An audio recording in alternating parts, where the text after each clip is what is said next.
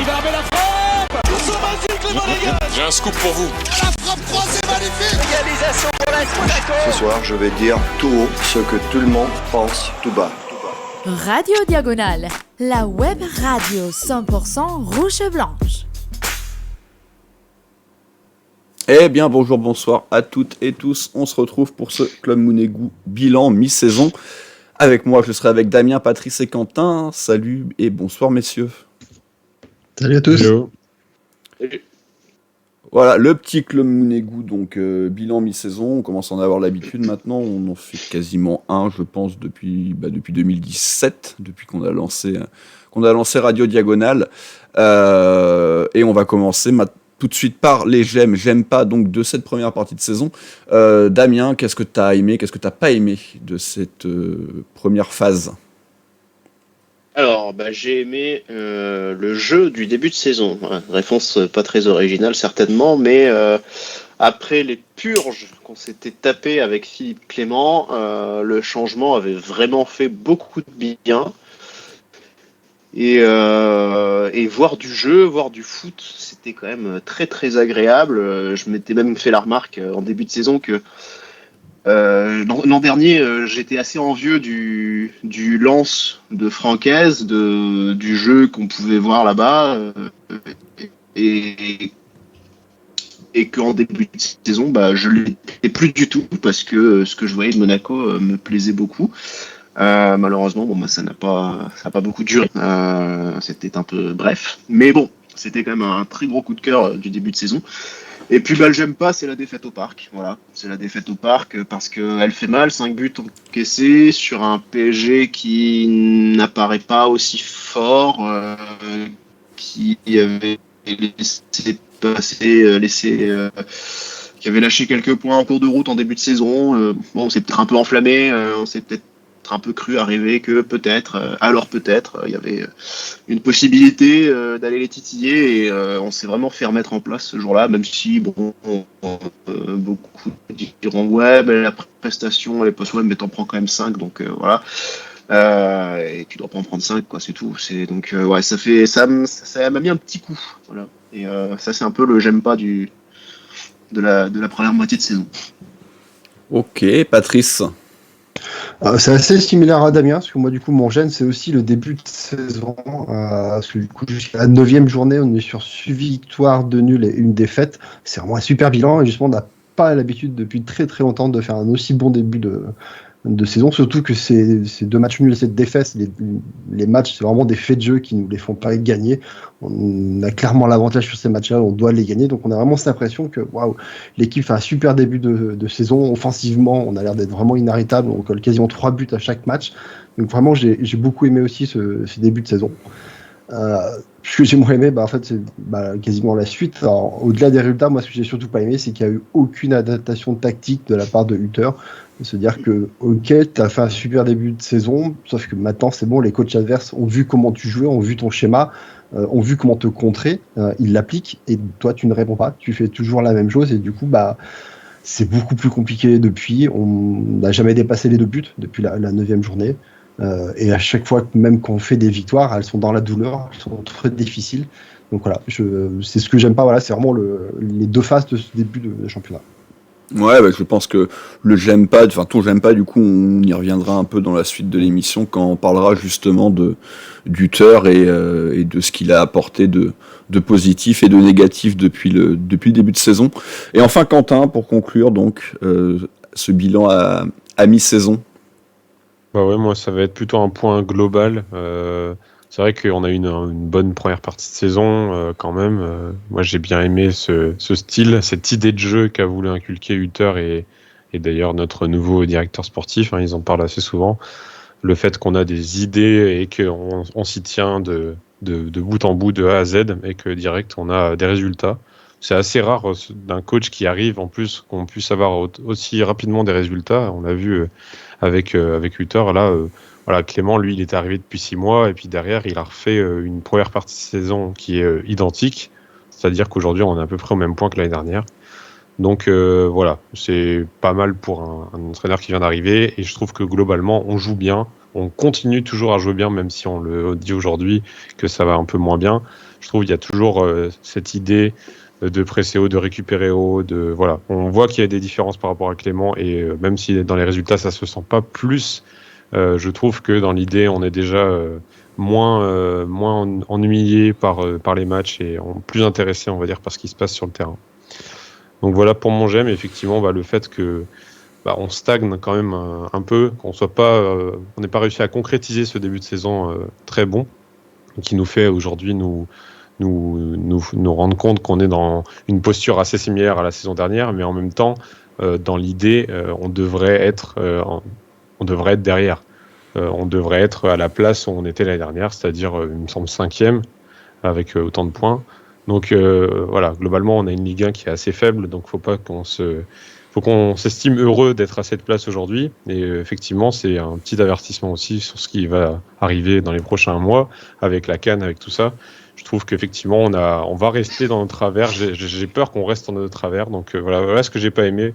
J'ai peur qu'on reste dans notre travers aussi, comme ce mois de décembre et ce mois de novembre, et que qu'on finisse pas forcément aussi bien la saison qu'on l'a commencé.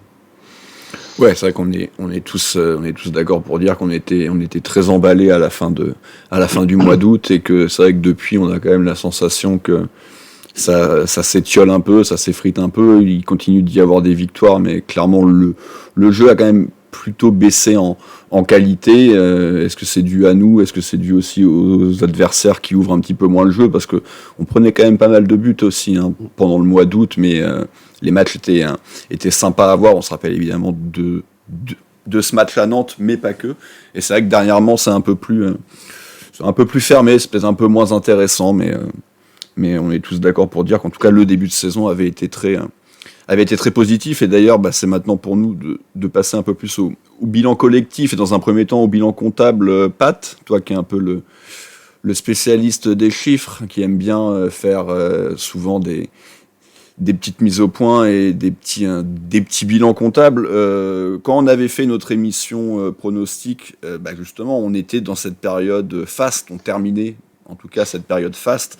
Et nous, on s'était tous un petit peu vus peut-être un peu plus beaux que l'on ne l'était. D'ailleurs, ça avait été le sujet d'un club Mounegou, Damien, sur Monaco joue-t-il si bien, qui devait être vers la fin septembre. Si ma mémoire est bonne, ça devait être à peu près là, quand il y avait eu une trêve internationale. Et c'est vrai que depuis, c'est pas forcément beaucoup mieux. Mais donc, on avait globalement tous pronostiqué des fins de saison aux alentours des 70 points, 68, voire un peu au-delà pour certains. Vous, auditeurs, vous nous aviez vu carrément finir la saison avec 80 points. Et donc, sur la deuxième marche du podium, on rappelle qu'à la mi-saison, on en a donc 33. Et donc, on est, entre guillemets, parti pour en faire 66. Évidemment, ça sera certainement pas aussi simple que ça. Donc, on est un petit peu quand même en deçà des attentes, Patrice, sur ce point-là, même si, et tu le disais, je crois, Quentin, on n'est pas si loin des chiffres de l'an dernier, je crois.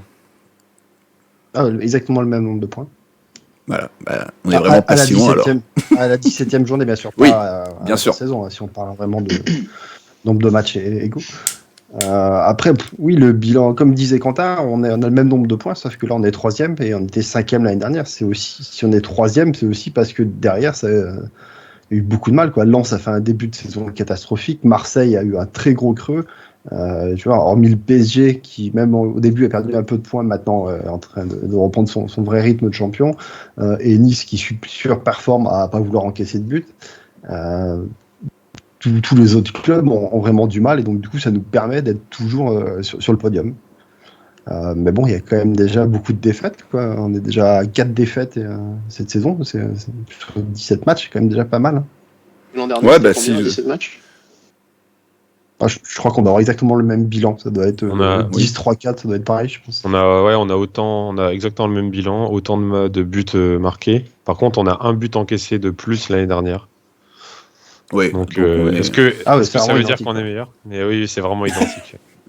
C'est vraiment identique. Après, on se rappelle que l'année dernière, ce qui avait fait mal, justement, contrairement un peu aux saisons précédentes, c'est que la fin de saison tonitruante qu'on avait pu avoir lors des 2 saisons précédentes ne s'était pas passée, et Monaco avait même plutôt fait même largement fait une moins bonne seconde partie de saison, et on avait terminé relativement loin de l'Europe, plus l'élimination piteuse en Coupe de France. Donc on verra bien cette année quelle dynamique est donnée. Maintenant, si on parle un peu plus du jeu, Damien, on en a évidemment tous parlé dans dans vos j'aime et j'aime pas. Vraiment, ouais, cette sensation que la qualité de jeu s'est perdue au fur et à mesure des semaines.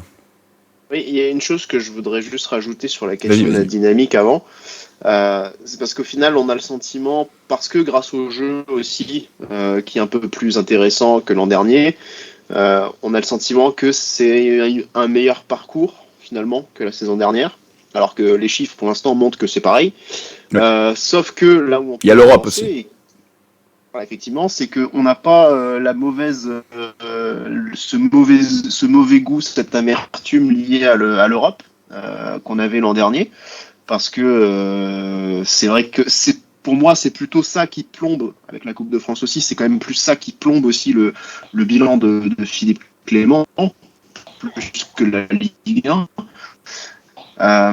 Et surtout, on jouait 2 matchs par semaine. Et là, 2 matchs par semaine, on sait qu'on avait du mal. Ça faisait déjà l'année d'avant encore, on savait que c'était un groupe qui avait du mal à enchaîner, à répéter un peu 2 fois par semaine.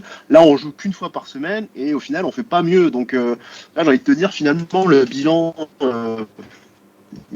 donne l'impression en surface d'être peut-être un peu plus positif, alors qu'au global, si on analyse un peu différents paramètres, il est peut-être pas aussi bon que ça, en fin de compte. Et alors après, c'est un process avec un nouvel entraîneur, une nouvelle méthode, etc. Que ça prenne du temps, c'est normal, et on va pas condamner évidemment tout ce qui est tenté en ce moment. Mais voilà, comme quoi, ça permet aussi de remettre un peu tout ça en perspective. Et donc oui, peut-être que le jeu. Alors moi, je suis un défenseur du jeu évidemment.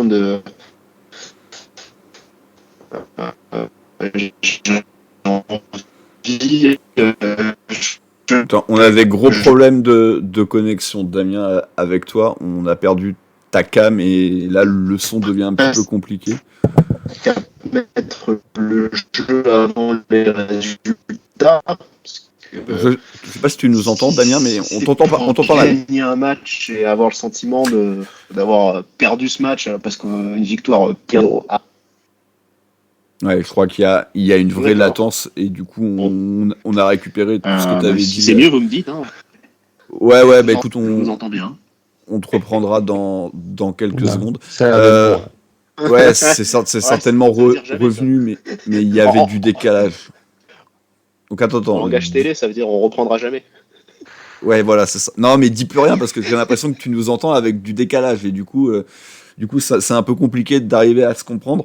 Mais sinon, ouais, Quentin, donc oui, je suis assez d'accord avec Damien. C'est vrai que la sensation, elle est peut-être aussi que dans les choses positives, le bilan comptable, il est le même. Clairement, on peut l'amoindrir du fait que comme on joue moins, on pourrait s'attendre à mieux. Dans les choses positives, il y a quand même, je trouve, le recrutement qui a été fait cet été. On en parlera dans notre conseil de classe, même dans le bilan à mi-saison au niveau des awards. Globalement, les satisfactions viennent pas mal de notre recrutement et c'est vrai que ça c'est toujours quelque chose d'assez positif. Mais c'est vrai que d'un point de vue bêtement chiffré, les choses vont pas forcément mieux. T'as la sensation que notre défense est toujours aussi friable, même si individuellement t'as fait des bons coups. Donc oui, est-ce que réellement c'est mieux que l'année dernière à la même période? J'en suis pas sûr. Donc maintenant, à nous de faire mieux sur cette deuxième partie de saison, à nous d'aller chercher la deuxième place qui doit être l'objectif. Faire un parcours en Coupe de France, ça on va vite être fixé parce qu'il y a évidemment ce déplacement qui s'annonce très dur dès le 7 janvier prochain à Lens, qui fait également partie des outsiders de cette compétition. Donc on verra. Je sais pas, Quentin, si tu avais quelque chose à rajouter sur ce bilan à la fois comptable et dans ce qu'on a vu tout simplement de l'équipe. Ouais, moi je suis assez mesuré. J'ai envie de dire aussi que le jeu est pas forcément responsable le fait que je suis pas aussi binaire, quoi. Je veux dire, c'est pas parce que les équipes adverses voient qu'on joue de telle façon qu'ils trouvent une façon forcément de nous contrer. Il y a beaucoup d'équipes qui jouent avec leur plan A et qui se tiennent au plan A et qui font la saison avec. Et je trouve pas ça non plus. Enfin, c'est pas rédhibitoire, quoi. Donc, il faut juste savoir jouer bien son plan A et le jouer à fond. Jouer avec les bons joueurs aussi, clairement. Choisir les bons joueurs, ça n'a pas toujours été le cas en cours de match pour Uther, mais ça a été pas mal le cas dans les compos, dans les 11,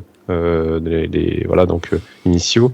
Donc je trouve que voilà, pour l'instant, on n'a pas d'alerte au niveau du jeu et je pense que tout peut se rétablir quand même malgré les résultats. Par contre, qui sont en nette baisse et ça, on peut pas le nier.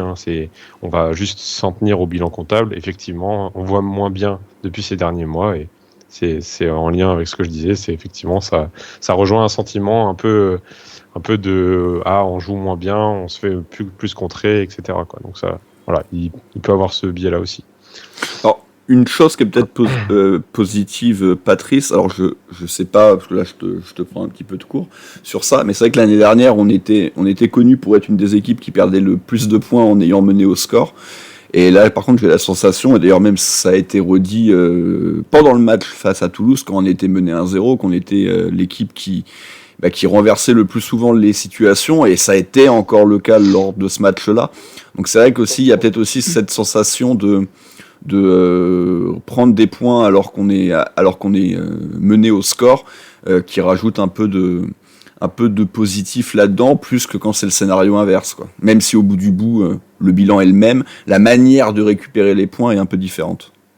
Non, on récupère les points et surtout on les perd plus. C'est-à-dire, on a ragé beaucoup au début de saison là-dessus parce que du coup on a pris des buts dans les derniers instants qui nous ont fait perdre des points. Mais là ça fait quelques matchs où on sent vraiment qu'on est acculé parce qu'en plus on joue en infériorité, que c'est très tendu, mais on arrive à tenir quand même nos points et du coup c'est plutôt encourageant dans ce sens-là, quoi. Après, moi ce que j'aime bien, je sais pas si vous m'entendez. Ouais, c'est bon. Ah, c'est bon. Ouais, du coup, 14 points gagnés après avoir concédé l'ouverture du score. Mais moi, ce que j'aime bien, justement, c'est que l'idée de... C'est le postulat de Guardiola qu'on a souvent entendu. Pour éviter d'encaisser un but, il faut éviter de laisser le ballon à l'adversaire, en fait. Donc c'est vrai que Pat a parlé de situations où on prend des buts, on est en infériorité numérique. C'est vrai que ça arrive et c'est un problème. Mais... l'idée quand même, c'est que Uther, c'est un entraîneur qui aime un peu plus avoir la possession que Philippe Clément. Philippe Clément, avec le ballon, à part des transitions, il ne proposait strictement rien dans le jeu de construit. Donc en fait, forcément, dès que tu n'as plus le ballon, dès qu'il s'agit de le conserver, en fait, tu étais perdu sur le terrain, tu savais pas quoi faire avec. Là, c'est différent. Il y a une idée, il y a quand même quelque chose, il y a un projet, quoi, dans l'animation. Donc forcément, quand tu sais que tu peux avoir le ballon et que tu peux en faire quelque chose, c'est plus facile pour tenir un résultat en fin de match. Oui. Oui. Pour revenir sur ce que disait Quentin tout à l'heure, que du coup les équipes adverses gardaient plutôt leur plan A, oui, ça vaut pour toutes les équipes de bas de classement. C'est sûr qu'elles ont leur tactique pendant toute la saison, elles vont pas en changer. Mais ces équipes-là, on les gagne. C'est quoi nos défaites? C'est Nice, c'est Lille, c'est Paris, c'est Lyon. Donc c'est que des grosses institutions, des équipes justement qui ont des coachs qui savent s'adapter en fonction de l'adversaire et qui du coup nous rencontrer. Et en fait, comme la dernière, encore une fois, on n'a pas gagné nos confrontations directes. Moi, je pense à Lens, quand même. C'est pas une équipe qui varie beaucoup depuis 3 ans dans son système de jeu, par exemple. Ouais, on leur a collé 3-0. Oui. Dans une période un peu... Ils sont pas adaptés. Voilà. D'un autre côté, c'est le début de saison. C'est compliqué. On va voir début janvier. Mais, oui. mais voilà, ils sont quand même en train de remonter petit à petit aussi, et ça va un peu mieux pour eux. Mais voilà, c'est quand même un Francaise, pour le coup. Alors, évidemment, il y a des adaptations à chaque fois, des joueurs qui changent, donc ça oblige, ça amène d'autres choses à un collectif, à une animation, comme ça en enlève aussi, et on s'adapte forcément à ce qu'on a aussi. Mais depuis quelques années, Francaise, il joue quasiment tout le temps à peu près dans le même système, quoi. C'est du 3-4-3, après des fois des petites variations en 3-4-2-1, un peu 3-5-2, ça dépend. Mais voilà, globalement, le système, il est connu, je veux dire, on sait à peu près où on met les pieds quand on va jouer contre Lens. Ça n'empêche pas que l'équipe peut fonctionner bien. Ok, mais je pense qu'en fait, il faut pas que tu fasses des interventions trop longues. Ça va, ça continue de fonctionner. On te perd au bout de quelques temps, mais bon, on a bien compris. Ouais, voilà, ça C'est ça. Non, mais voilà. Antiflow. Donc voilà, ce premier bilan à mi-saison, il est mitigé. Il y a des bonnes choses, un nouveau coach, des matchs certes un peu plus intéressants que l'année dernière, mais au bout du bout des résultats pas bien meilleurs. Une équipe qu'on pourrait attendre quand même un peu plus en forme vu qu'elle ne joue qu'une seule fois par semaine au lieu des 2 l'année dernière, qui essaie aussi éviter le traumatisme du mois d'août et l'élimination de la Ligue des Champions. Donc ouais, moi globalement c'est plutôt une déception, tant en plus on avait commencé plutôt magnifiquement cette saison et qu'on pouvait s'attendre à tellement mieux avec un PSG, tu l'as dit Patrice à un moment, qui avait perdu pas mal de points sur ce début de saison, et au final le titre semble évidemment déjà bien loin, la deuxième place évidemment est encore jouable vu qu'on est qu'à 2 points de l'OGC Nice, mais bon, voilà.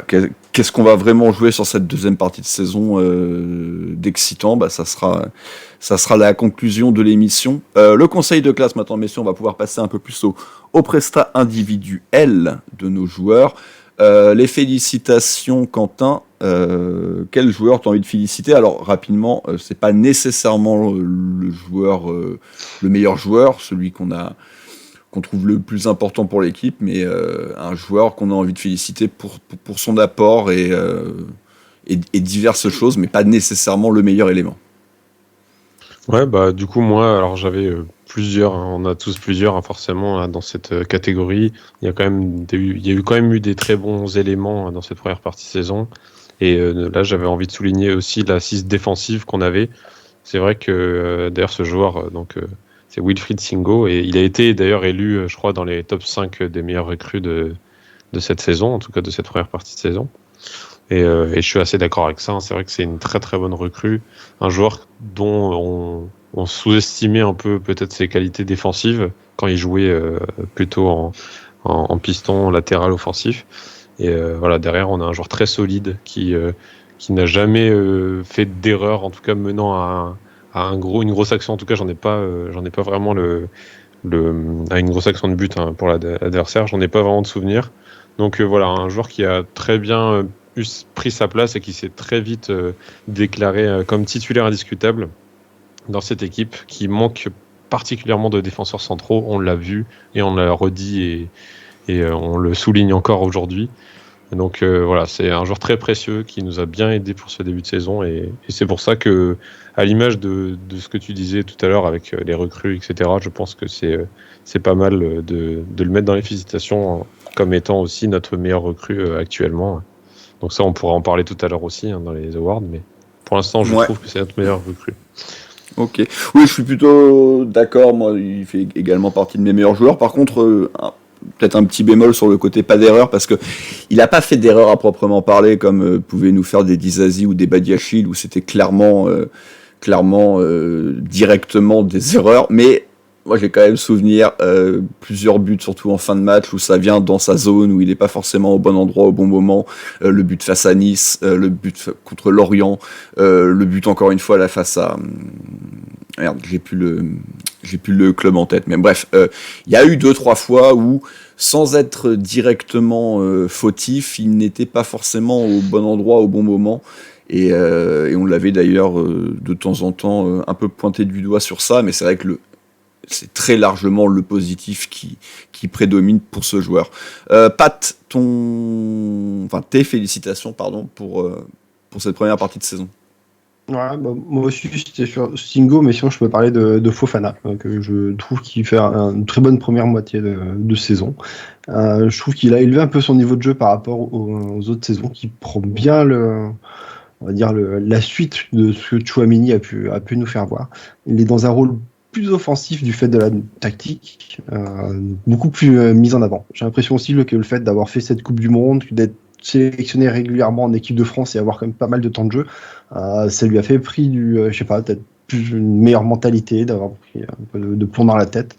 Voilà, et le fait qu'il soit aussi un peu vice-capitaine de l'équipe, je trouve beaucoup plus intéressant sur le terrain. Donc voilà, en tout cas, j'avais l'impression qu'il avait n'a pas atteint son niveau max sur les saisons précédentes, et il me prouve encore du coup qu'il a encore de la matière à évoluer. Après, il y a encore beaucoup de choses à corriger chez lui, hein, mais voilà, je trouve qu'en tout cas, il y a du mieux.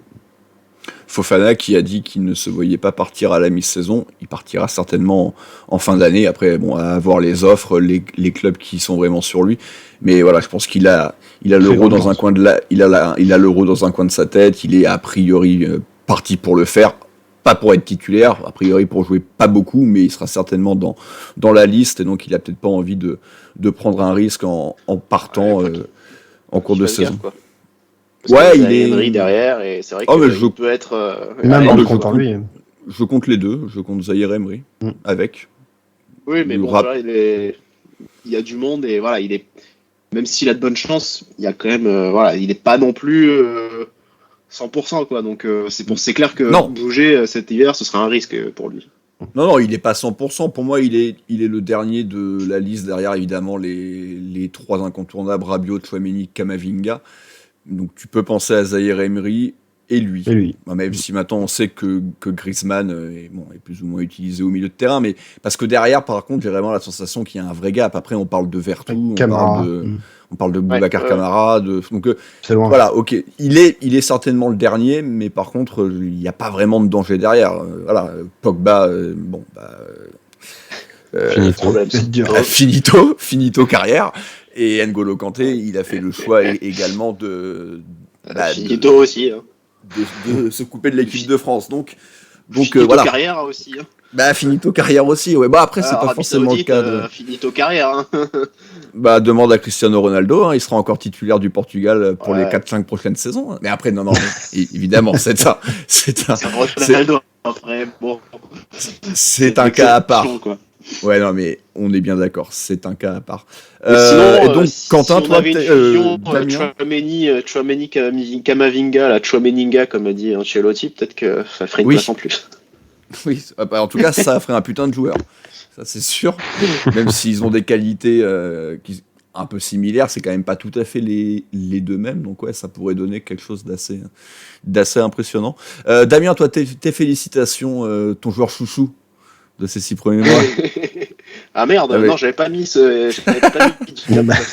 Et je sais de qui tu vas parler, donc c'est pour ça que je te lance. J'ai mis Golovin. Je pense que c'est le meilleur joueur de la saison, enfin de la moitié de saison, très clairement. C'est la meilleure note, la meilleure moyenne sur la diagonale qu'il a eu. C'est aussi le cas dans l'équipe, notamment. Donc c'est le joueur le plus important aujourd'hui de l'animation offensive de l'équipe, même si un Minamino reste aussi important, on pourra en parler peut-être plus tard, mais Golovin c'est vraiment le joueur le plus clé aujourd'hui du collectif, et il a mis des super buts, il nous a quand même sorti de quelques mauvaises passes, quand l'équipe galérait, il sort un petit coup de génie pour sortir l'équipe de l'ornière. Donc oui, pour moi c'est clairement le meilleur joueur de cette phase allée. Et surtout quand il n'est pas là, ça se voit. Oui, non, mais très je pense qu'il doit un petit peu souffrir, à mon avis, de l'absence de Caio Henrique, qui doit pas non plus parce que il combine pas avec Jacobs comme tu combines avec Caio Henrique. Mais malgré ça, il arrive quand même à sortir des belles prestations. Hormis un début de saison moyen, finalement. Les premiers matchs étaient assez moyens quand l'équipe tournait fort. Et alors, je sais pas comment expliquer ce paradoxe, en plus.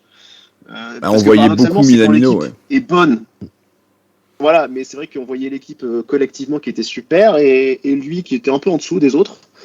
Et l'équipe moins bien, c'est lui qui ressort du lot. C'est un paradoxe un peu que je pense qu'il était moins, il était moins en vue, mais par contre, il était quand même essentiel dans les rouages de ce collectif, dans la fluidité du jeu, c'est vrai que c'était un peu moins voyant, peut-être un peu moins bling bling. Il n'y avait pas encore trop d'essais, excusez-moi, parce que j'ai un match en face de moi. Il n'y avait pas encore trop de buts ou de passes décisives.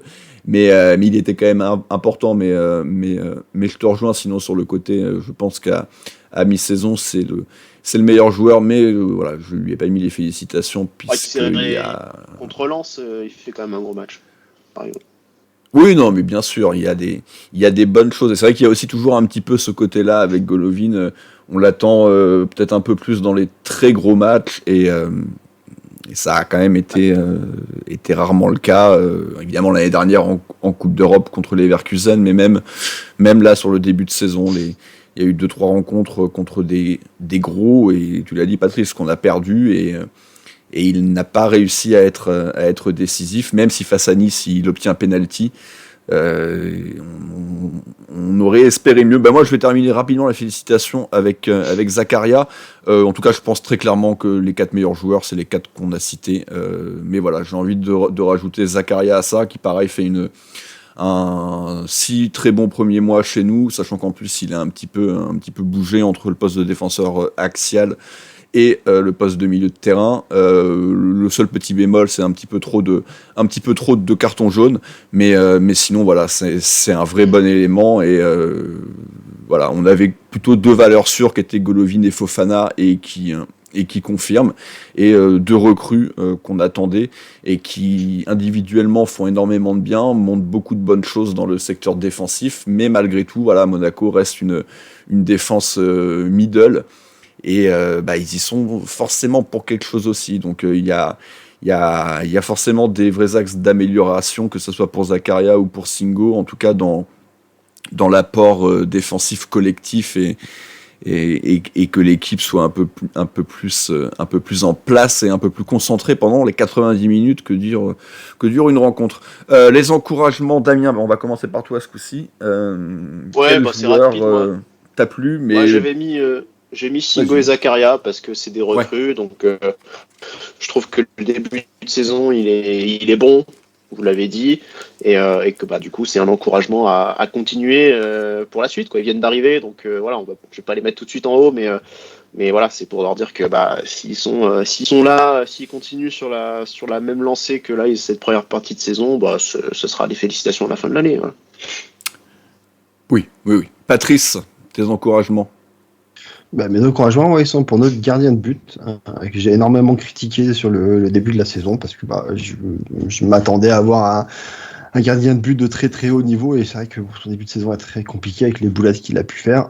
Encouragement, parce que sur les derniers matchs, on a vu vraiment une nette amélioration. Je trouve qu'il est beaucoup plus décisif, fait de très beaux arrêts, pas mal de clean sheet aussi. Donc voilà, c'est encourageant de voir qu'il y a une évolution, et que petit à petit, en tout cas, il commence à nous faire gagner des points. Donc voilà, j'espère que ça va continuer dans ce sens. Et qui va continuer à nous prouver. Du coup, on avait peut-être tort de le critiquer beaucoup sur le début de la saison, même si on a quand même perdu des points à cause de lui, quoi. Et que on pourra compter sur enfin un bon gardien, parce que ça commence à faire un moment qu'on n'en a pas eu à Monaco. J'espère que c'est pas un trompe-l'œil non plus, parce que c'est vrai que quand le gardien commence à se mettre en lumière, c'est quand on est, même là, quand il commence à se mettre en lumière, c'est quand on commence à être un peu plus faible aussi.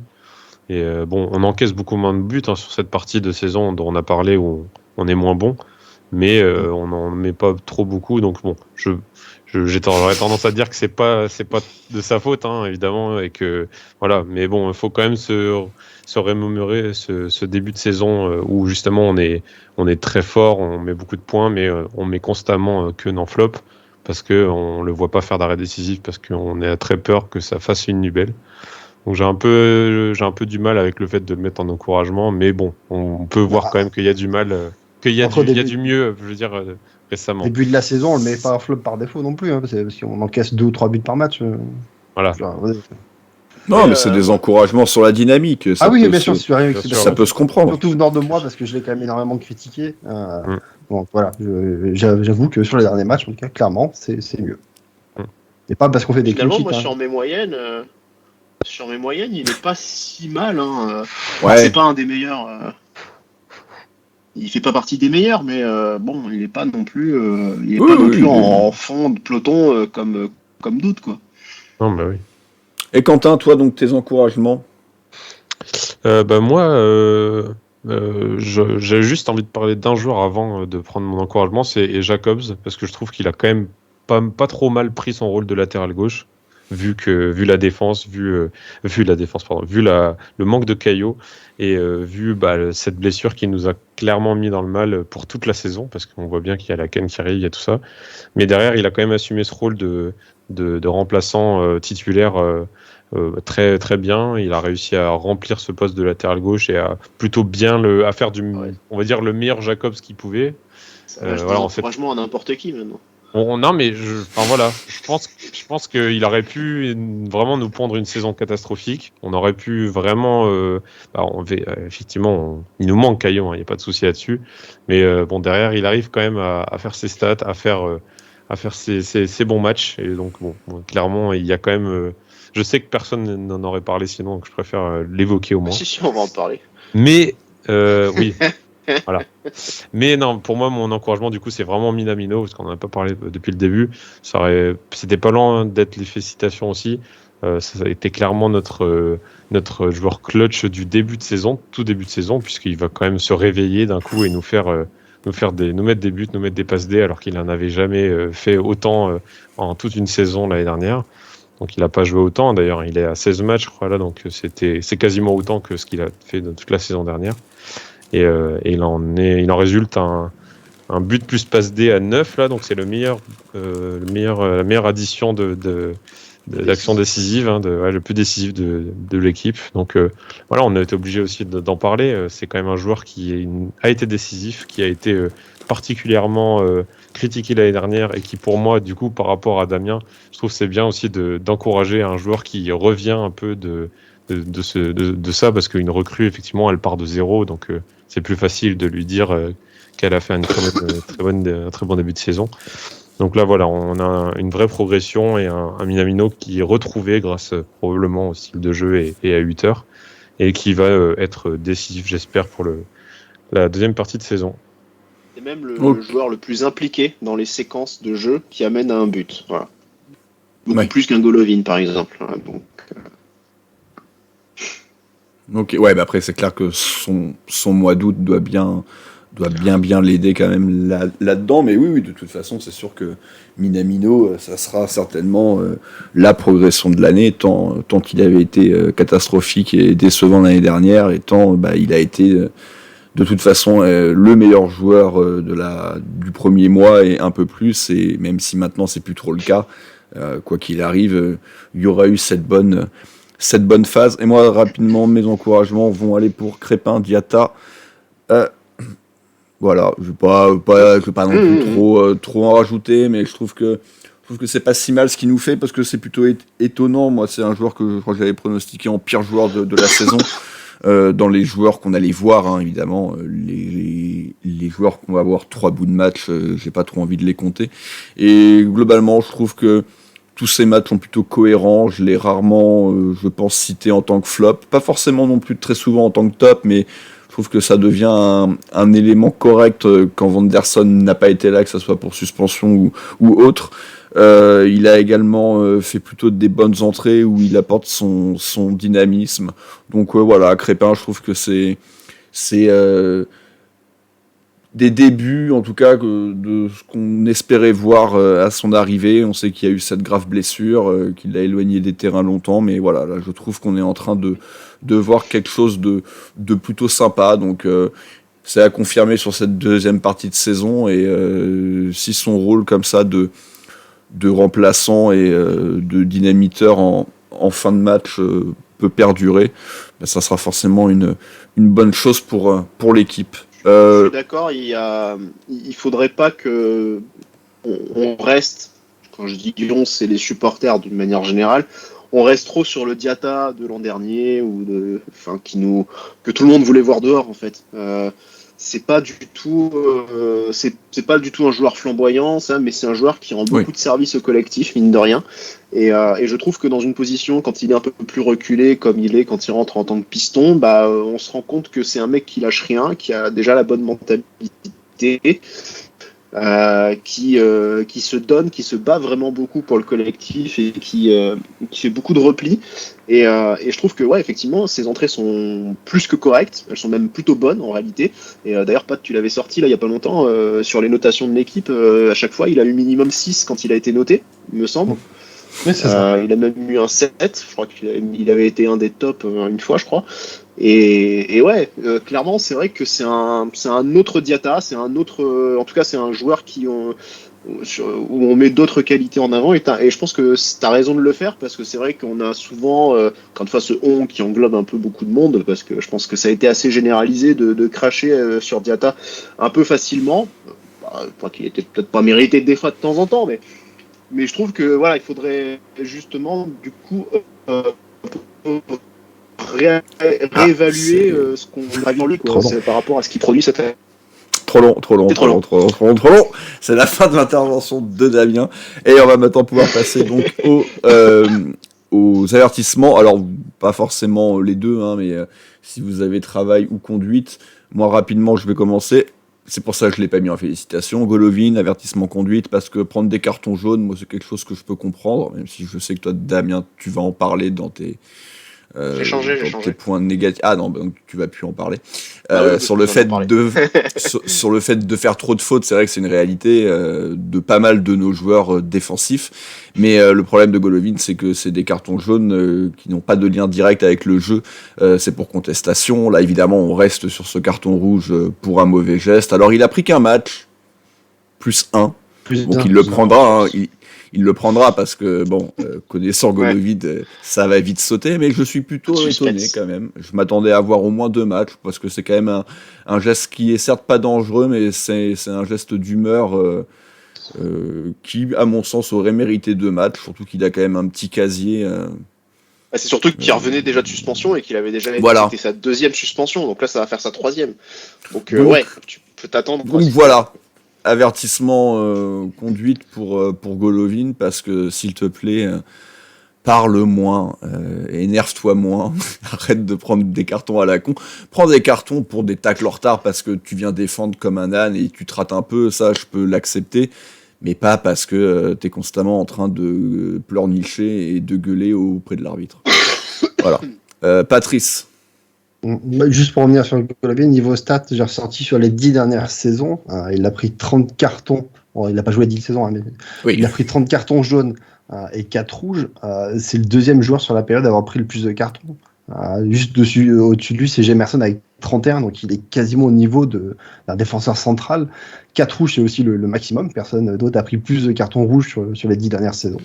Il est entouré de défenseurs, de milieux défensifs, et alors qu'il a un milieu offensif, il n'a absolument pas à prendre autant de cartons. C'est énorme, 30 cartons quand même sur ces 5 saisons-là. C'est vraiment énorme, sachant qu'il y a beaucoup de matchs, il n'a pas joué en plus, hein, donc c'est pas... Oui, mais comme je dis, je pense qu'il y en a en plus allez, on va dire la moitié qui sont pas des fautes, qui sont... Ah oui, mais clairement.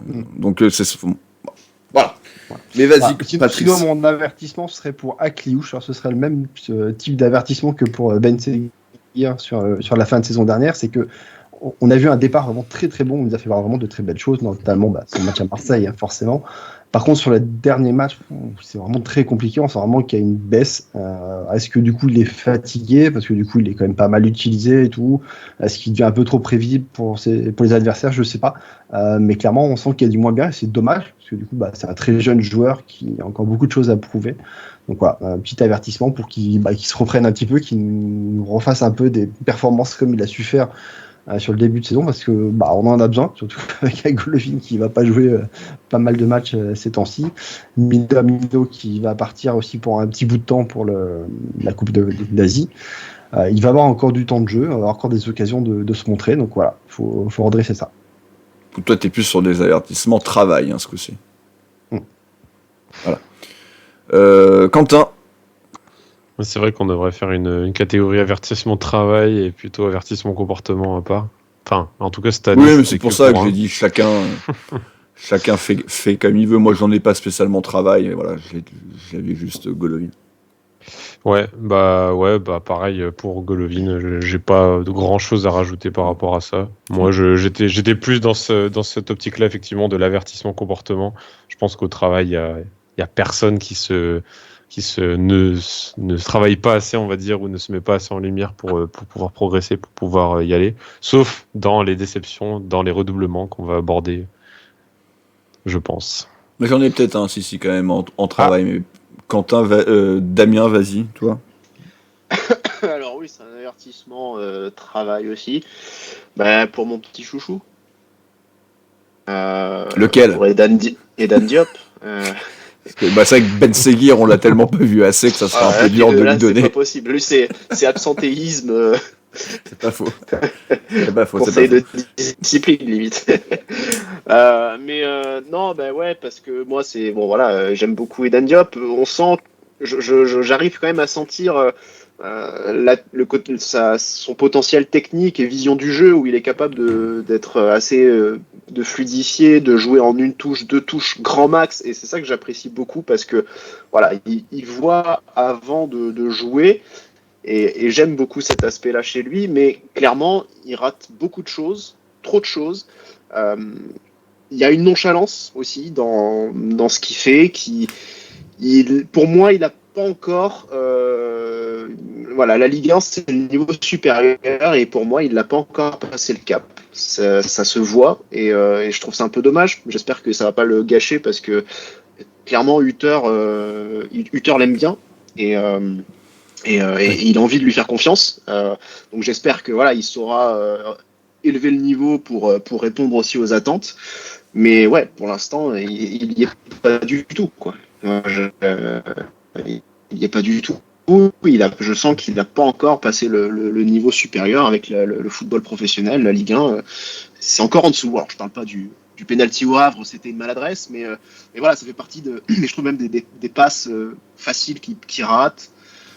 Des fois, voilà, il y a un vrai truc à recadrer, quoi, pour lui. Alors c'est un jeune joueur, donc je ne vais pas le condamner, hein, mais oui, il y a encore beaucoup de travail à faire sur lui, quoi. Et moi, en fait, oui, voilà, avertissement travail, j'avais oublié quand même, mais notre recrue star de l'été, Folarin Balogun, c'est trop peu, voilà. 4 buts à la mi-saison, c'est trop peu quand t'étais un attaquant attendu autour de la vingtaine, au moins de la quinzaine. Il est parti pour pas taper les 10, et c'est même pas en plus que parce qu'il est le remplaçant de Ben Yedder, puisque pour le coup il a quand même plutôt pris l'ascendant, en tout cas dans l'esprit d'Adi Hutter, et il a quand même marqué 2 fois moins de buts que Wissam. Alors certes, il n'avait pas joué les 3 ou 4 premiers matchs, mais bon, ça n'explique pas tout. Il y a évidemment ce match catastrophique, en tout cas ces 2 pénaltys ratés, et en plus très mal tirés, avec beaucoup de nonchalance face à Nice. Là, lors des dernières prestations, c'était un poil mieux, en tout cas, je le trouvais un peu plus incorporé dans le collectif, limite de temps en temps peut-être un peu trop altruiste, des situations individuelles qu'il n'a pas joué pour lui, alors que ça semblait être la meilleure chose. Donc voilà, Balogun, j'en attends beaucoup mieux sur cette deuxième partie de saison. Pour avoir réécouté rapidement l'émission qu'on avait fait l'année dernière, on était tous d'accord pour mettre dans les félicitations Mbolo. Comme quoi, Damien, de temps en temps aussi, un joueur qui vient d'arriver, ça peut t'arriver de le mettre dans les félicitations, parce que tu mettais pas Singo et Zakaria dans les félicitations parce qu'ils venaient d'arriver. Mais c'est vrai qu'Mbolo avait fait forte impression. Bon, Balogun, pour l'instant, on en est loin du compte. Donc voilà. Et en plus pour un tarif, alors peut-être pas en termes de salaire, mais en tout cas en termes de transfert, bien supérieur à l'attaquant suisse.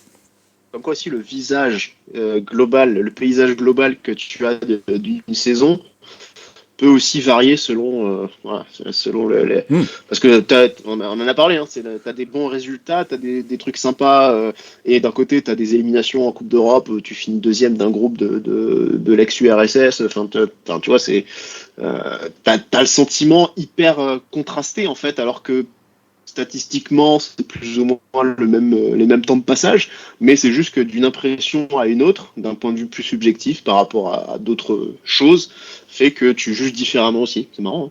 Ouais. Et Mbolo, on lui a mis ses félicitations à ce moment-là, mais c'était pas parce qu'il statait, il avait beaucoup de buts, clairement. C'est parce qu'il nous laissait une meilleure impression. Voilà, il nous laissait aussi une bien meilleure impression que Balogun. Compte tenu du temps de jeu, compte tenu des occasions manquées, enfin voilà, il y a un cocktail un peu, voilà. Et clairement, effectivement, c'est un avertissement quand même à ce niveau-là, ouais.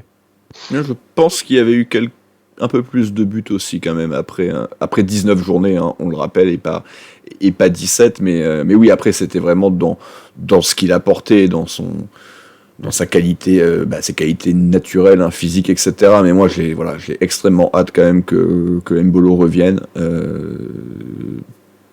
Peut-être encore plus que Caillot individuellement. Après, en termes de poste et de remplaçant, j'ai vu, Patrice, que tu avais fait quelque chose. Si vous aviez une baguette magique, quel joueur feriez-vous revenir instantanément? J'ai quand même mis Caillot, mais réellement, celui qui me manque le plus, c'est Mbolo, et j'aurais aimé le voir cette saison avec nous, mais malheureusement, ça sera pas, ou en tout cas peu le cas. Est-ce qu'on a fait le tour, messieurs, des avertissements? Ouais. Ok, alors redoublement maintenant. Donc le joueur qui a eu sa chance et qui l'a laissé passer, le joueur qu'on a envie de voir partir, pourquoi pas dès ce mercato hivernal. Patrice, je crois que globalement on a tous un petit peu tourné autour du même élément, mais bon. Pour moi, c'est Matsima, parce que oui, comme tu l'as dit, c'est un joueur qui a eu sa chance. Parce qu'il y a eu beaucoup d'absences sur le début de la saison sur la défense centrale, surtout quand tu joues avec 3 défenseurs centraux. Oui. Il a eu l'opportunité de se montrer déjà la saison dernière, quand on l'a rappelé de près, c'était déjà pas terrible. Cette saison, c'est pas bien mieux, quoi. Du coup, je regarde là, il a 300 minutes de temps de jeu, c'est déjà quand même pas mal, et elle laisse vraiment une très très mauvaise impression, quoi, où c'est vraiment très compliqué, où on se dit, là pendant la CAN, on espère que du coup qu'il va pas être très aligné, parce que ça va être vraiment très très compliqué, quoi. Pour moi, là où il y a du redoublement, et clairement si on a l'opportunité de signer un autre défense central et du coup de le laisser partir, ce serait pas plus mal pour avoir vraiment une meilleure doublure, mais surtout pour se sécuriser un peu plus pendant la période qui va arriver compliquée avec la CAN et la Coupe d'Asie. Damien. Alors, moi, j'avais pas en tête le côté on veut le voir partir au mercato d'hiver. C'était pas ça bonus, ça. J'en mettrais d'autres. J'en mettrais plusieurs, pardon. Non, s'il y aura un joueur pour moi, c'est Jacobs en fait, parce que je trouve qu'il a fait un bon match contre Reims, ok, mais c'est tout, quoi. Ça passe pas du tout le cap non plus. Il y a aucune, t'as pas beaucoup de garanties avec ce joueur. Techniquement, ça, on le sait que c'est très faible. Je trouve que offensivement, il apporte quasiment rien. Il est quasiment jamais décisif. Enfin, Caio Henrique, il a fait 4 passes D en 6 matchs. Le mec, jusqu'à la 15e journée, il était leader sur le tableau des passeurs décisifs. Jacobs, c'est une passe D, un truc comme ça. Sur les 12-13 matchs joués, c'est un peu moins. C'est famélique. Donc il y a quasiment aucun geste clé, quasiment. Alors ouais, il y a eu contre Toulouse, il y a un bon centre, mais c'est un bon centre par match, quoi. C'est trop faible défensivement, ça défend pas super. Non, c'est un joueur qui progresse pas vraiment. Alors ce sera peut-être un mec comme comme Henriks, peut-être un joueur qui pourra peut-être prendre un peu plus son envol de retour dans un championnat plus offensif comme la Bundesliga, qui était pas bon chez nous et qui se révélera ailleurs peut-être. Je sais pas, mais chez nous, pour moi, ça marche pas du tout. C'est un joueur, ça fonctionne pas, ça clique pas, ça progresse pas, quoi. Pour moi, ça progresse pas. On le voit enchaîner. C'est peut-être la première fois qu'il enchaîne vraiment au final depuis son arrivée à Monaco. Et oui. C'est bon, il se passe pas grand-chose, quoi. Oui, après, c'est sûr que si tu le compares avec Caillou, c'est sûr que tu le mets dans les redoublements. Mais oui, bien sûr, mais enfin clairement, on savait très bien de quel niveau il était et on savait très bien qu'il remplaçait pas Caillou quand il l'a remplacé certaines fois. On pouvait espérer mieux. Moi, je trouve que on pouvait espérer mieux. On pouvait voir pire aussi, quoi. Les débuts ont été correct, il y a eu ce but, d'ailleurs c'était sur une passe de Crépin, je me demande si c'est pas le match où Crépin d'ailleurs a eu son set, ça serait à vérifier.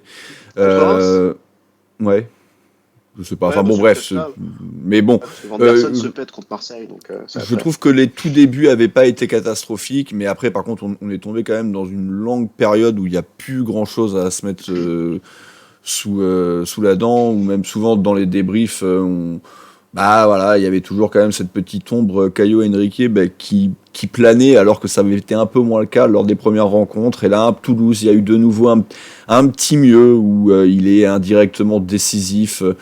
Quand je dis indirectement, c'est parce que forcément c'est pas lui qui est le passeur décisif, mais il y a quand même eu quelques bons centres, dont celui sur l'ouverture sur le deuxième but plutôt. Enfin bref, j'ai plus exactement tout en tête, mais il y a eu un petit peu de mieux, mais très clairement, c'est insuffisant. Par contre, oui, très clairement, je comprends ton sens par rapport à le faire partir au mercato d'hiver. Bah, c'est évidemment impossible, hein, parce que t'as plus Caillot, et Ouattara, le peu qu'on l'a vu, ça a fait quand même un petit peu peur. Donc à moins d'aller prendre une grosse recrue, oui, de toute façon, on va certainement le voir pendant la CAN. Donc après, voilà, c'est la seule chance. Peut-être que on fera peut-être une émission d'ailleurs focus sur le mercato. Est-ce qu'il faut bouger? Est-ce qu'il faut beaucoup bouger? Est-ce qu'il faut paniquer parce que la CAN arrive? Ou est-ce que il faut pas oublier malgré tout que cette CAN elle va nous emmerder pendant 4-5 matchs pour ceux qui seront le moins là, mais c'est pas non plus une bonne idée d'aller chercher 3-4 mecs si c'est pour derrière se retrouver avec un embouteillage.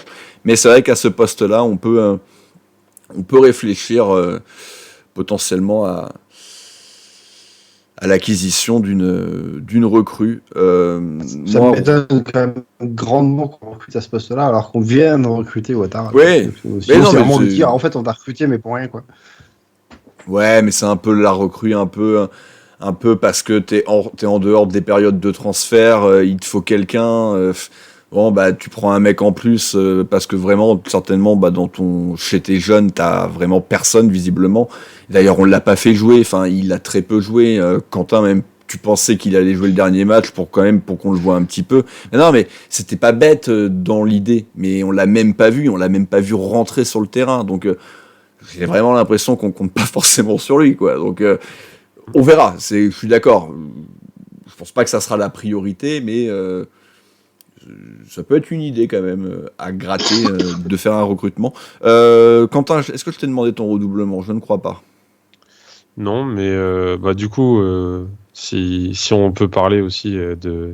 Enfin, moi, en tout cas, je trouve que si on peut parler de Jacobs dans les redoublements, des fois, on peut se dire aussi que Vanderson est pas forcément exempt de tout reproche. Non, mais dans les... Allez. Non. C'est un des titulaires à discuter. Et pourtant, je l'ai bien aimé Crépin, mais je continue de mettre Vanderson quand même. Non, mais en fait, je comprends pas l'acharnement sur Jacobs, alors que Vanderson, il est pas hyper plus décisif que Jacobs, et pourtant, bon, c'est pas du tout effectivement, on n'est pas du tout sur le même registre, et on n'a pas du tout le même équilibre dans le jeu à ce niveau-là. Et Jacobs, c'est un tout droit, et il sait faire que courir vite et que centrer, mais au moins il fait ça par rapport à d'autres. Il sait faire que courir vite. J'en enlève le centrer. Je l'attends. Il centre, on veut pas lui enlever ça. Il court vite, vraiment.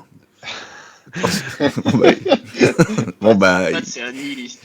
Il court moyennement vite et il sente moyennement bien. Évidemment, je mets jamais Vanderson dans les redoublements, donc voilà, il y a pas de souci. Mais j'ai pas envie de le mettre non plus. J'ai pas envie de mettre Jacobs non plus dedans. Et non, sinon moi c'était Matsima, donc j'ai pas beaucoup d'autres joueurs à mettre dans ce redoublement. Je trouve que c'est un peu fort quand même. On n'a pas de joueurs horriblement nuls. Je sais pas, on n'a pas évoqué même Magassa par exemple, qui est un genre tout à fait moyen. Oui, très jeune. On n'a pas évoqué très jeune. Camara aussi, ouais, c'est ça. Mais voilà, en fait, c'est pas des joueurs qui rentrent dans des catégories particulièrement, et ils n'ont pas été mauvais non plus.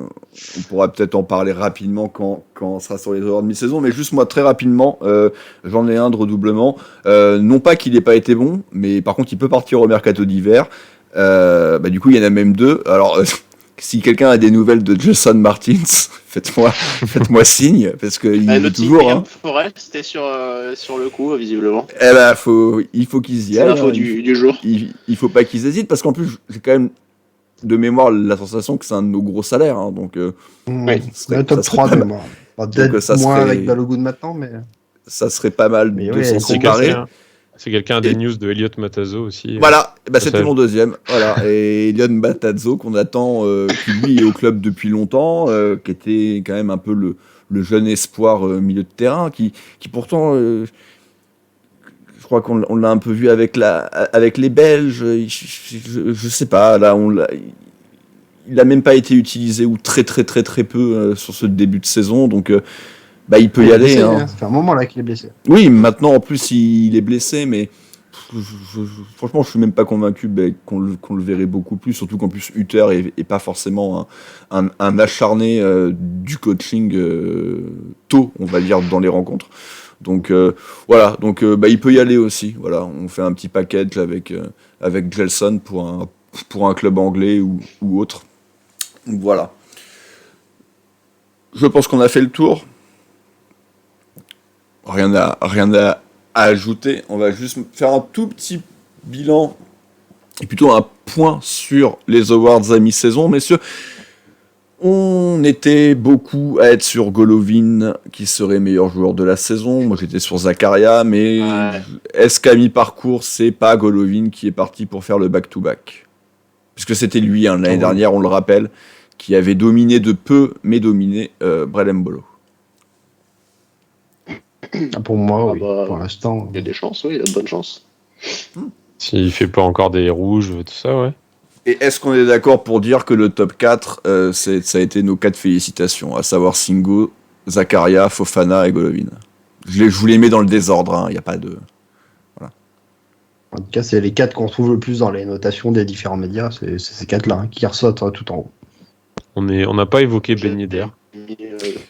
Miami aussi dans le lot quand même. Non. Ouais, Oui, c'est peut-être le 5e. Bon, Ben Yedder, non. Non, Ben Yedder, malheureusement. Pire joueur, Matsima, du coup. Dans les joueurs qu'on a vus, encore une fois. Il y aura la question du temps de jeu à la fin de la saison, parce qu'il y a des chances qu'il rentre plus oui. dans ça. C'est pas faux Ouais, non il plus. rentrera pas dans les critères, je pense. Alors si, on est sur 4 ça sera Jacobs alors. C'est pour faire plaisir à Quentin. C'est Magassa pour l'instant. Je mets Magassa au-dessus de Jacobs. Ah ça par contre, je suis très premier degré, je mets Magassa au-dessus. C'est vrai que Magassa, pour moi, c'est même hormis Matsima, mais qui a pas assez de matchs. C'est clair que même pour moi, même chez moi, c'est Magassa la plus mauvaise moyenne. Après, comme c'est un jeune joueur qui joue pas vraiment à son poste, qui a découvert quand même le poste là, je pense que c'est un peu logique aussi d'avoir une certaine largesse aussi un petit peu par rapport à lui. Mais c'est vrai que finalement, il a fait un bon début de saison, mais depuis, c'est quand même plus non plus très très bon, quoi. Il y a ça aussi, et d'ailleurs c'est pour ça que là, je regarde au niveau des pronostics, mais voilà, les auditeurs, vous aviez mis Magassa en meilleure progression, il y en avait quand même certains qui l'avaient mis en bonne surprise, certains en fait, il n'y a que moi, donc certains c'est moi. Mais oui, c'est vrai que sur la progression, on était tous partis sur Minamino, là je pense pour le coup qu'il n'y aura même pas débat, ça sera forcément lui, je vois pas, à moins que Crépin... Ahmed Seguir. À moins que... Seguir qui arrive de blessure et qui cartonne tout sur la fin de la saison, quoi. Si c'est le cas, il va devenir meilleur joueur, et là ce sera mon prono qui sera validé. Non, mais ça, Damien, oublie tout de suite. Non, mais je pensais à Crépin, tu vois. Crépin, on l'a mis dans encouragement, alors que c'était un joueur qui était extrêmement critiqué, extrêmement raillé depuis son arrivée, souvent à juste titre. Mais bon, le chemin est quand même très très long pour passer à meilleure progression, tant Minamino semble avoir mis une main et 3 doigts sur ce trophée. Il faut qu'il joue plus, Crépin. Oui, potentiellement aussi. Ouais, mais bon, vu que Vanderson, il enchaîne les cartons. Et les blessures. On va peut-être le voir un petit peu. Qu'est-ce que je voulais dire ? Meilleur recrue. On n'a pas parlé de Marion de Boideau. Ah il est aussi dans ceux qui peuvent se barrer. La jeune du centre ? Oui, ceux qui peuvent se barrer effectivement cet hiver, ce serait pas. Il est dans la liste des gens qui peuvent se barrer. Bref, en même temps, c'est compliqué aussi parce qu'il te faut un 3e attaquant, quoi. Et... Non, puis il a un bon ratio de buts au temps de jeu. Il commence à être moins bon. Il était exceptionnel après un match, mais... mais comme il rentre que dans le temps additionnel, ça compte pas normalement. C'est pas faux non plus. Meilleur recrue Singo ou Zakaria, je pense que pareil, il n'y a pas trop de débat, ça joue entre les deux. Salissou, il part de trop loin. Balogun, ça semble compliqué. Globalement, en tout cas. Salissou, c'est même difficile à dire parce que pour l'instant, on peut pas l'écarter à la fois d'une bonne surprise, ou même d'un flop ou d'une pire recrue, tu vois. Pour l'instant, il en a pas trop le profil non plus. Oui, il peut toujours, mais moi de ce que j'ai vu, c'est moyen pour l'instant. Je n'ai ni été estomaqué, mais je trouve qu'il y a quand même des certitudes. Ah, c'est mieux que Magassa à ce poste-là. Il y a quand même des certitudes. En tout cas, c'est pour ça que là, après, je vois pire recrue. Globalement, en fait, je trouve que c'est quand même une des bonnes choses, c'est que je trouve que le recrutement est plutôt positif, quoi. Il y a aucune catastrophe. Encore une fois, l'année dernière, je vous rappelle, il y avait Minamino, quoi. Alors qui est devenu cette année une bonne chose, mais l'année dernière, il y avait même pas de débat. C'était Minamino, la pire recrue. Et plus encore, c'est surtout que le recrutement apporte à l'équipe et la rend meilleure, quoi. Quand tu vois, quand tu vois que alors c'est forcément. C'est que des titulaires, hein. Encore moyen. Mais tu peux te dire que par rapport à Nubel, il fait peut-être une meilleure impression aussi. Zakaria Singo, clairement, ça t'apporte un plus à l'équipe. Balogun, c'est un peu middle. Mais voilà, on est quand même globalement sur des mecs qui amènent quelque chose. Et on est sur 5 titulaires. On est sur 5 titulaires sur une équipe de 11, c'est quand même pas mal, quoi. Parce que si on regarde les recrutements de l'époque Paul Mitchell, évidemment, oui, tu as quelques cadres au début quand il arrive, mais après, les mercatos qu'il fait, c'est surtout des joueurs de complément, de rotation. C'est rarement des mecs, alors à part Minamino, encore une fois, mais Minamino, c'est un cadre particulier. Mais sinon, c'est quand même Mbolo, pardon, aussi. Mais sinon, globalement, tu vois, quand tu prends Jean-Lucas, quand tu prends Boadou, quand tu prends des mecs comme ça, c'est plus des mecs qui arrivent pour être un peu plus dans la rotation ou quoi. Donc, voilà. Pierre Jacobs, pareil, il arrive, c'est pour être une doublure. Diatta aussi. Diatta qui aurait pas autant joué si on n'avait pas mis Philippe Clément à la tête de l'équipe pendant 1 an et demi, quoi. Ça rentre pas dans le débat, mais Ouattara, ça peut être notre pire recrue. S'il fait une catastrophe pendant. C'est pas faux. On l'oublie parce qu'il était pas, lui, il était pas encore là quand on a fait l'émission, donc forcément c'est un peu biaisé, mais oui, c'est vrai que. C'est pas faux. Et enfin, juste pour terminer le dernier Awards, alors moi, ça avait été ma déception de l'année dernière. Personne ne l'a voté là en début d'année. Je vois quelques Balogun quand même, hein. Flo, Pierre, moi-même. Il y a du Ben Seguir pour Adrien, Boris, Arthur. Pour l'instant, je trouve qu'il a une bonne tête de déception, Ben Seguir, même si, alors c'est pas une déception liée au jeu, hein, on est bien d'accord, mais c'est forcément décevant parce que il est tout le temps blessé et qu'on le voit jamais. Mais est-ce que sinon dans les joueurs qui jouent, est-ce que ça serait pas Camara la déception? Camara qui avait fait qui pareil l'année dernière, je pense que si on réécoute l'émission, ça devait être vraiment très bonne chose. Et du coup, ça fait 1 an que c'est pas top, quoi. Ouais, clairement, Fofana et Zakaria nous font oublier Camara, en fait, je trouve. On a eu ce débat là, dernièrement sur le fait que Zakaria devait être en défense, au milieu, etc. On sait que quand Zakaria est au milieu, derrière, alors ils peuvent être alignés à 3 évidemment, mais derrière, on voit que parmi nos milieux, le pire des titulaires, on va dire, parce qu'il y a toujours Diop et Matazo derrière, ça reste Camara, parce que Fofana a pris ce rôle aussi de patron, et parce qu'on a un joueur très expérimenté, très technique, qui est Zakaria. Voilà, donc voilà pour ce qu'il en est. Vas-y. Moi, la déception, autant Camara, il y a une déception par rapport à son niveau, parce qu'on a l'impression qu'il a nettement baissé par rapport à l'an dernier, même si en fait l'an dernier il n'avait finalement fait que baisser en fait après des débuts c'est vrai. très forts. Mais moi j'en ai une autre déception. Alors faites pas comme Quentin, me tombez pas dessus, mais en fait j'aurais presque tendance à vouloir mettre Vanderson, pas dans le sens où c'est où il serait pire joueur, mais ou redoublement, c'est-à-dire qu'on veut le voir partir, mais plus dans le sens où je trouve que pour l'instant sa progression est pas si nette et que j'en attends plus quand même. Voilà. Pour moi, c'est parce que Camara, c'est pas que j'en attends pas grand-chose. on a vite vu qu'il était très limité sur le plan technique, qu'avec un ballon c'est compliqué. Donc bon, voilà, je mets de côté, je me dis bon, ok, on va faire ce qu'on peut avec lui. Mais Morderson, c'est un mec qui a du ballon, c'est un mec qui est plutôt athlétique, qui a du volume, qui est plutôt agile devant le but aussi, qui sait défendre quand même. Je trouve qu'on critique souvent et parfois peut-être un peu à tort son aspect défensif, mais pour moi il sait défendre quand même et pas assez bien. Mais je trouve que pour l'instant la progression elle est pas encore assez nette. Alors peut-être que j'en attends trop, mais pour l'instant c'est pas encore. J'attends un peu plus par rapport à sa première moitié de saison. Ouais, ça peut s'entendre. Ça peut s'entendre. Voilà, qui termine donc cette petite partie sur les awards de la mi-saison et donc sur les prestats individuels. La dernière partie un peu importante de l'émission maintenant, messieurs, sur Adi Hütter, donc arrivé cette saison au club, qui a tout de suite mis en place son schéma de jeu, ce fameux 3-4-2-1, qui aussi par moment a été 3-4-1-2.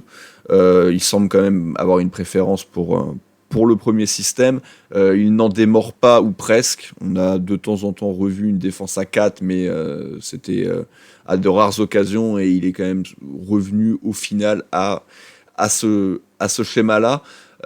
Moi, dans mes griefs un peu plus précis sur lui, n'importe lequel d'entre vous peut y répondre, c'est plus son adaptation en cours de match, où on a un peu cette sensation que si ça va mal, si on n'a pas réussi à trouver une ouverture, ou en tout cas une manière de réellement gêner l'équipe adverse, ça restera comme ça jusqu'à la fin du match, puisqu'il y aura des remplacements, mais qui seront tardifs, et poste pour poste, et quasi profil pour profil.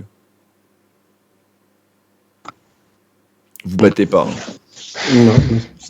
Non, mais c'est ce que tu dis, hein. Je suis tout à fait d'accord là-dessus. C'est ce que je disais de toute façon déjà dans mon j'aime pas. Je suis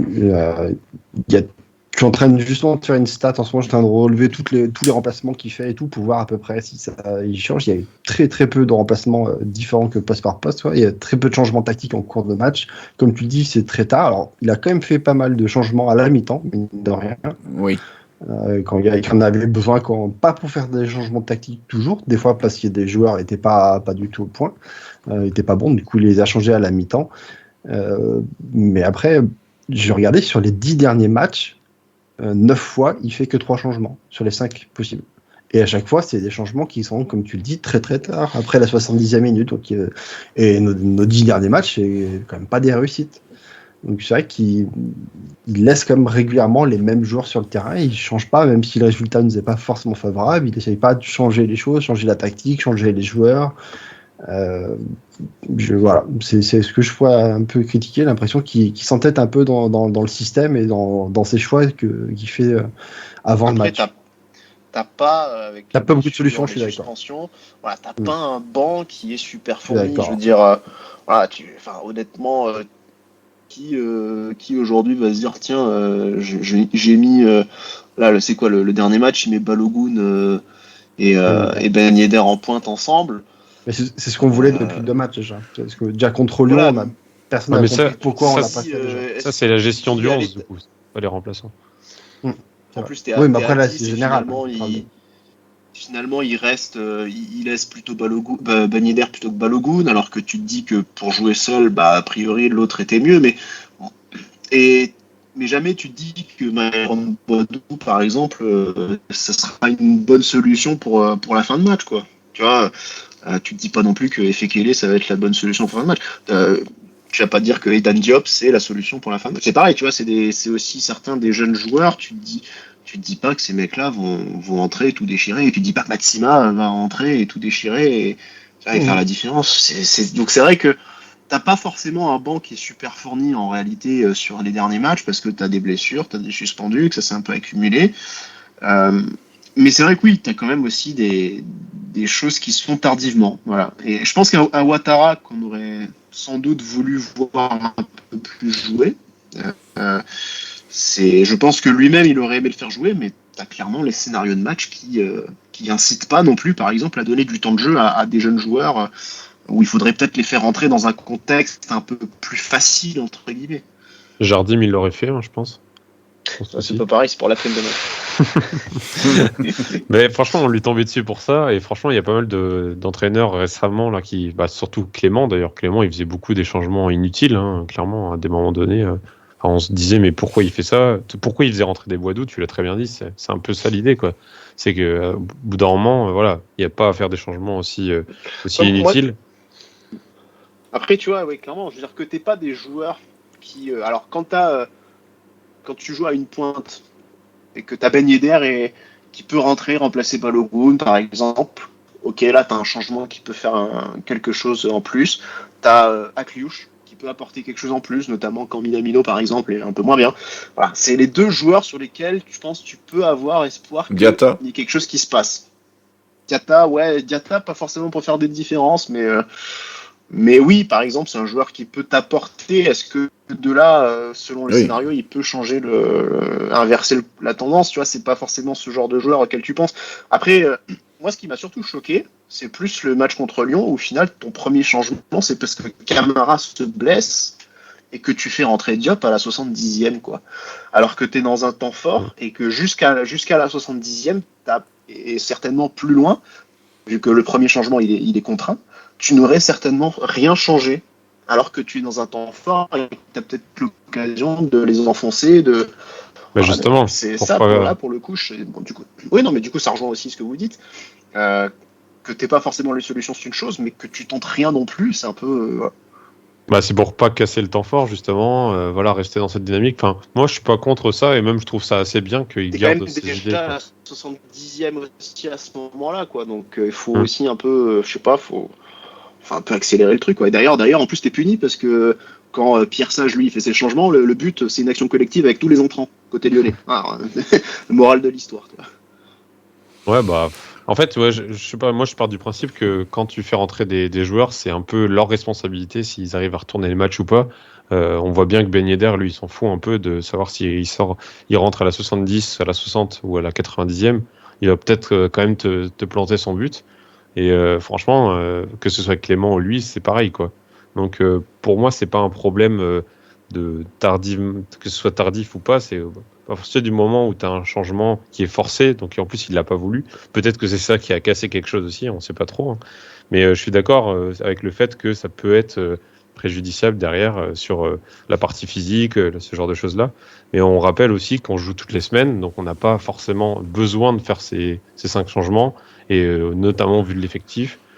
Donc voilà, on peut très bien lui tomber dessus dans le sens inverse s'il fait trop de changements. Donc voilà, c'est un choix, et je trouve pas que ce soit des choix préjudiciables, quoi, pour l'équipe. C'est pas le fait qu'on n'a pas fait de changement qui nous a fait manquer certains points cette saison. Donc là, on parle de Lyon. Je pense que c'était un cas particulier parce que j'ai pas souvenir d'autres moments à ce niveau-là. Après, maintenant là, on est vachement sur le côté remplacement de joueurs. Ça, c'est une chose. Il y a aussi l'aspect changement tactique, changement d'approche du match, de peut-être changer un peu son fusil d'épaule, de laisser venir l'adversaire un peu plus chez nous pour les prendre en compte, surtout qu'en plus il fait quand même beaucoup jouer Balogun. Moi je trouvais également, c'est un autre point à relever, la gestion de Ben Yedder. Moi je comprends pas que Ben Yedder joue si peu. Ben Yedder est encore notre meilleur buteur. Ben Yedder a encore prouvé qu'il avait sa place, surtout que Balogun ne s'impose pas malgré tout. Alors peut-être mettre les deux ensemble, mais là j'espère que après le dernier match face à Toulouse, on va revoir Ben Yedder un peu plus souvent titulaire sur la feuille de match, surtout qu'en plus Minamino va pas être là, donc on peut penser qu'on va repasser avec un Golovin puis les deux attaquants. Je sais pas ce que vous en pensez, mais moi j'ai envie de voir ça. Ben Yedder, je trouve qu'il est... Après, il l'a dit, il n'a pas été bon sur ses dernières sorties, et je lui donne pas tort. Non, mais peut-être, mais est-ce que Balogun a été bon? Donc pourquoi Balogun joue autant? Non, mais ok, mais tu vois, je veux dire, tu dis que finalement, celui que tu peux mettre à la place, il fait pas non plus des bons matchs, quoi. Lui aussi, il avait pas marqué depuis un moment. À part son début de saison, il y avait eu quoi? Il y avait une grosse série de matchs où il avait plus marqué, tu vois. Donc, moi, je comprends aussi, hein, au final, si tu as un joueur qui fait pas la différence, Clairement, bon, il y a aussi Ben Yedder, aujourd'hui, c'est aussi un cas particulier, quoi. Tu dois aussi gérer un bonhomme qui a une grosse affaire derrière lui et qui est pas forcément super bien mentalement, tu vois. Qui est en fin de Qui contrat. arrive en fin de contrat en plus en fin de saison, sur qui c'est clair que tu mises plus. Enfin, c'est clairement pas l'avenir aujourd'hui. Il partira certainement l'été prochain. Sachant que bon, il était peut-être censé partir cet été avant les histoires qu'on sait, mais tu vois, clairement tu mises pas forcément aussi sur lui, donc après je suis d'accord, tu vas pas t'en priver à cause de ces deux considérations là aujourd'hui. En tout cas, c'est pas le postulat du club, mais c'est clair que tu privilégieras plus un Balogun qui est ton choix d'avenir. Ouais, non, mais ça peut s'entendre. C'était juste un débat, une question que je mettais sur la table malgré tout. Voilà, ce que je constate, c'est que voilà, on l'avait pas revu. Là, il le remet et il nous offre 3 points quasiment à lui tout seul. Il est à 8 buts, il est notre meilleur buteur. Il était absent à un match où tu rates 2 pénaux contre l'équipe qu'on aurait dû battre du coup, et plutôt que d'être à 2 points derrière, on serait à... Alors il y a un petit calcul à faire, mais on aurait 3 points de plus et eux 3 de moins. Donc on serait à 4 points devant, si je dis pas de bêtises. Voilà, c'est juste que si Balogun était meilleur, on aurait Ben Yedder en flop de la mi-saison, quoi. Donc, clairement, on l'aurait peut-être...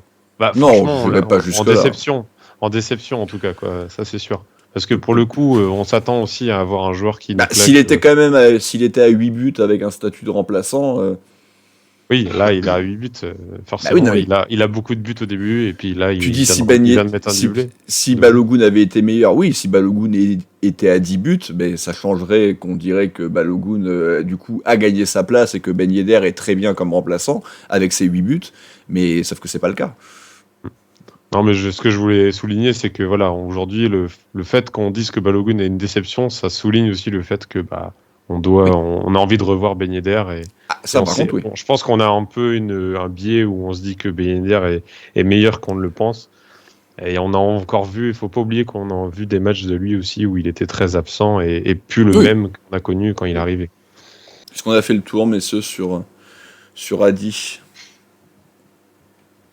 Globalement, ouais, je pense qu'on est quand même satisfait de l'arrivée de cet entraîneur au club, et on n'a pas non plus de gros reproches à lui faire, mis à part qu'on est au même point que l'année dernière. On peut que espérer qu'on fasse une meilleure seconde partie de saison par rapport à l'année dernière, effectivement. Et surtout, on est quand même content d'avoir un entraîneur qui fait du jeu et dans lequel on s'ennuie pas trop, en tout cas par rapport à avant.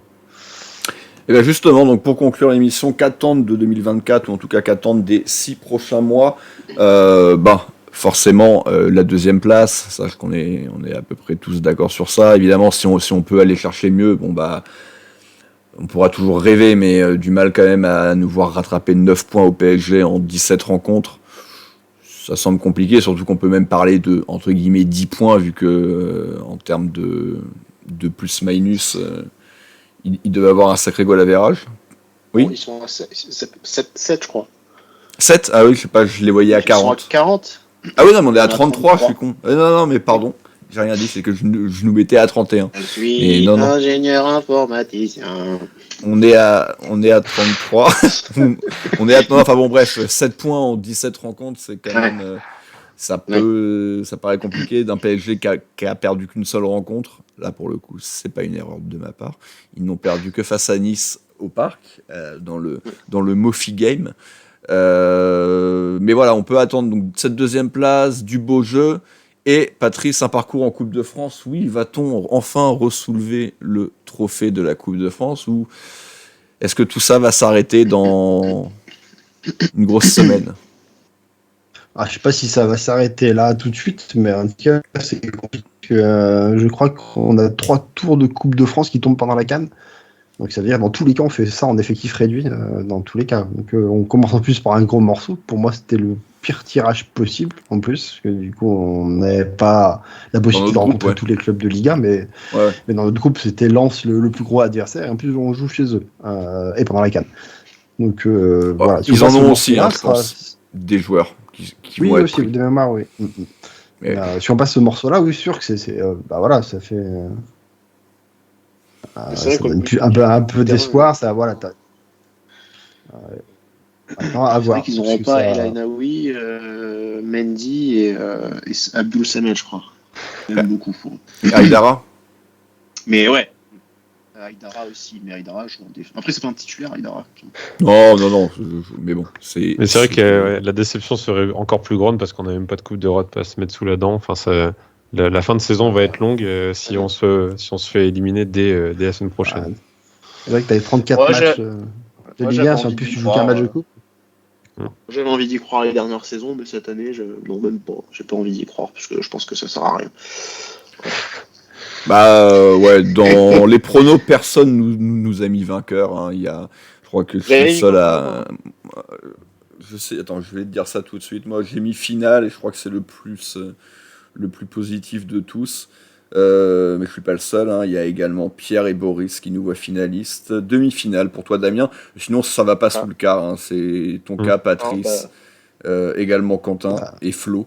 Mais bon, là, on est en 32e de finale. Hein. Donc, quart de finale, on en est encore très loin. Mais donc voilà, globalement, que espérer pour cette deuxième partie de saison. Bah voilà, c'est pouvoir rêver un peu en coupe. Donc ça commence par Lens.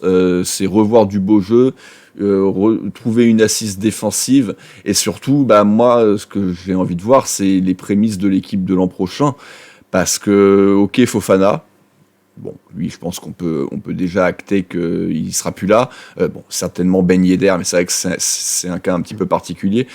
Surtout qu'Embolo va revenir. Hein, donc, oui, c'est voir peut-être aussi le retour d'Embolo, justement, à partir du printemps. C'est ça. Quoi. On peut penser Caillot, peut-être que la grosse blessure de Caillot va peut-être retarder son départ. Bon, c'est pas si... Oui, ah bah oui, certainement. Il y a des chances.